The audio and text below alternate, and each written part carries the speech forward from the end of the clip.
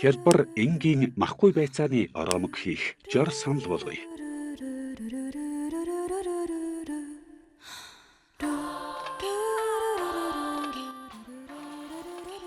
Байцааныхаа навчнуудыг нэг нэгээр нь салгана.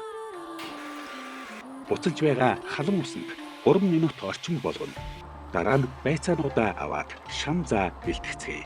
Баг зэргийн луун, бормог, ногоон сонгон, дүфүү болон будааг хооронд нь сайтар хотгож өгөх хэрэгтэй. Сайтар хотгосон шанзан дээрээ багахан тос, халбаг перц, халбаг давс хийгээд дахин сайтар хотгож өгнө.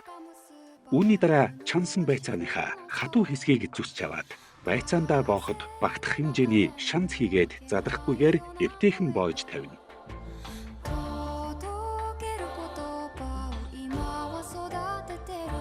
Дараа нь сайтар халаасан хайруулын тавганд баг зэргийн тос хийгээд оромгнуудаа хоёр талаас нь жиг болгон шарна.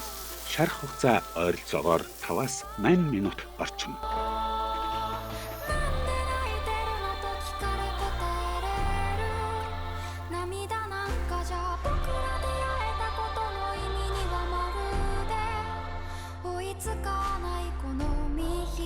Шарсан оромог дээрээ гүнждийн үр болон үхэр баатар сүнс хэрэглэвэл нэн тохиромжтой.